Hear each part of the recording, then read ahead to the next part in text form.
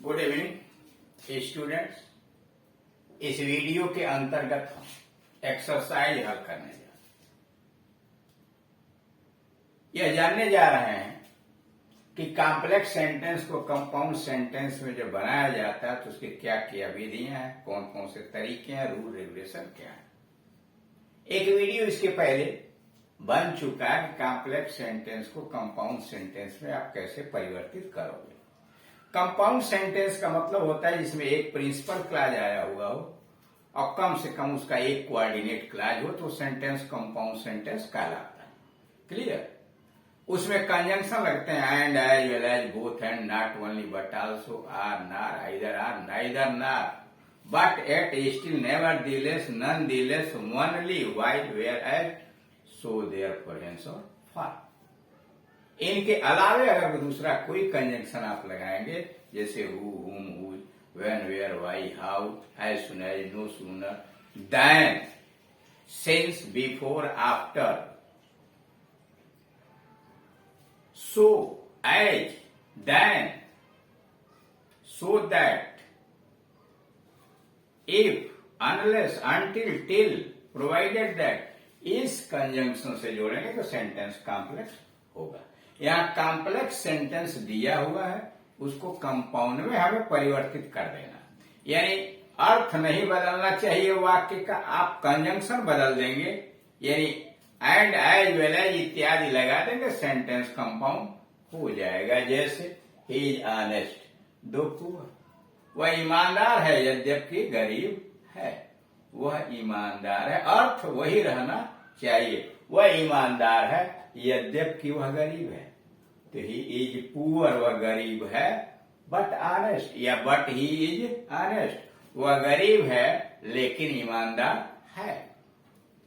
The enemy flood, शत्रु भाग गए।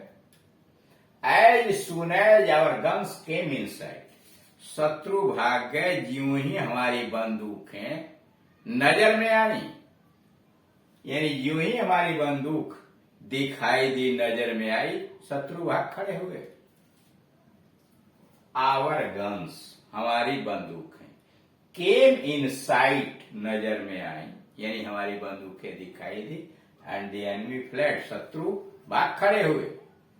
Our guns came in sight, हमारी बंदूकें नजर में आई मतलब दिखाई दी, and the enemy fled. He could do this, वह इसे कर सकता था। इफ ही ट्राइड, अगर उसने कोशिश किया होता, ही कुड डू दिस, वह यह कर सकता था। इफ ही ट्राइड, एक कंडीशन प्रकट किया है, शर्त प्रकट किया गया है। एक क्लास देख रहे हैं, ही कुड डू दिस, ये क्या प्रिंसिपल क्लास है।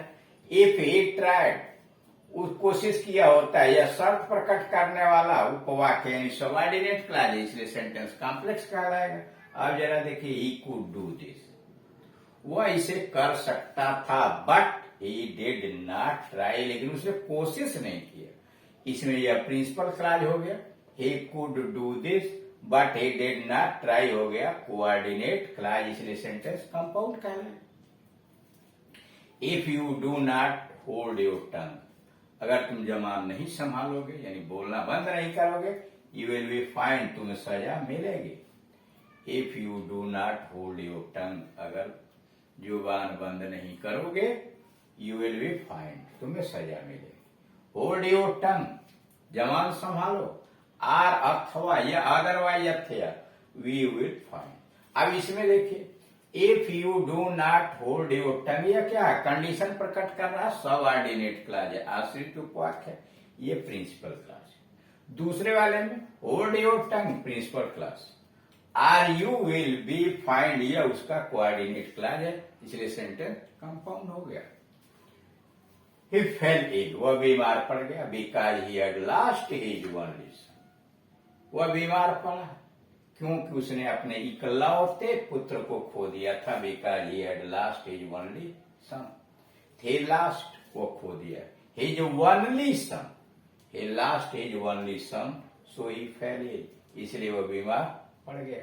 अब इसमें he fell ill principal clause, because he had lost his only son, यह सबऑर्डिनेट क्लॉज होगा, आश्रित उपवाक्य कारण बता रहा, इसलिए सेंटेंस है कॉम्प्लेक्स। इसमें ही लास्ट हिज ओनली सन, यह क्या है? प्रिंसिपल क्लॉज है। सो ही फेल इल, यह हुआ कोऑर्डिनेट क्लॉज, सेंटेंस कंपाउंड हो गया। I am sure that you have done it, मुझे पक्का विश्वास है कि तुमने यह किया है। I am sure that you have done it this, मुझे पक्का विश्वास है कि तुमने यह किया है। यू हैव डन दिस, तुमने यह किया है। And I am sure of it, and I am sure of it, मुझे इसका विश्वास है। If you speak you will said, अगर तुमने बोला तुम मरोगे, अवश्य मरोगे। यू सेड डाई, अवश्य मरोगे। इफ यू स्पीक, अगर तुमने बोला, यू सेड डाई, तुम मरोगे। इसमें देखिए इफ यू स्पीक क्या है? कंडीशन प्रकट कर रहा, शर्त प्रकट कर रहा, इसको कहेंगे ये सबऑर्डिनेट क्लॉज है, आश्रित उपवाक्य है, और ये प्रिंसिपल क्लॉज है। यानी यह वाक्य दो उपवाक्यों से मिलकर बना है, एक प्रिंसिपल क्लॉज और एक सबऑर्डिनेट क्लॉज, इसलिए सेंटेंस कॉम्प्लेक्स कहलाएगा। अब यहाँ स्पीक, बोलो, प्रिंसिपल क्लॉज हो गया, यहाँ यू छिपा हुआ है। Speak and you shall die, बोलो और तुम मरोगे, अवश्य मरोगे, यह हो गया principal clause. And you shall die हो गया उसका कोऑर्डिनेट क्लॉज, यानी इस वाक्य में एक प्रिंसिपल क्लॉज है, उसका एक समयोपदी उपवाक्य है, इसलिए सेंटेंस को कहेंगे कंपाउंड। ही फेल्ड, वो असफल हो गया। Aldous he did his best, यद्यपि उसने भरपूर प्रयास किया। ही फेल्ड, वो असफल हो गया। Aldous he did his best, यद्यपि उसने भरपूर प्रयास किया। ही डिड हिज बेस्ट, उसने भरपूर प्रयास किया, बट ही फेल्ड, लेकिन असफल हो गया। He did his best but he failed. I have lost the pen, मैंने कलम गंवा दी है। I have lost the pen, मैंने कलम गंवा दी है। विच यू गेव मी, जो तुमने मुझे दिया।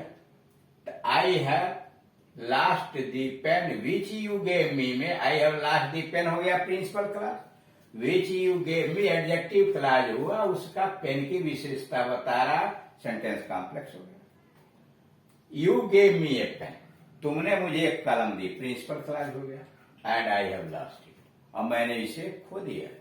You gave me a pen, आपने मुझे कलम दी, and I have lost it, ये है principal clause. And I have lost it हो गया कोऑर्डिनेट क्लॉज, उसका सेंटेंस कंपाउंड हो गया। I can not attend the office, मैं ऑफिस में उपस्थित नहीं हो सकता। I can not attend the office because I am ill, क्योंकि मैं बीमार हूं। आई एम इल, मैं बीमार हूं। So I can not attend the office, इसलिए मैं ऑफिस में उपस्थित नहीं हो सकता। आई एम इल, मैं बीमार हूं। So I can not attend the, यानी इस तरह से आपने देखा कि सेंटेंस अगर कॉम्प्लेक्स में दिया गया हो तो कंपाउंड में किस प्रकार से बनाते हैं, उसके तौर तरीके क्या होते हैं। यानी कोऑर्डिनेटिंग कंजंक्शन लगाएंगे तो सेंटेंस कंपाउंड हो जाएगा, सबऑर्डिनेटिंग कंजंक्शन लगाएंगे सेंटेंस जो है कॉम्प्लेक्स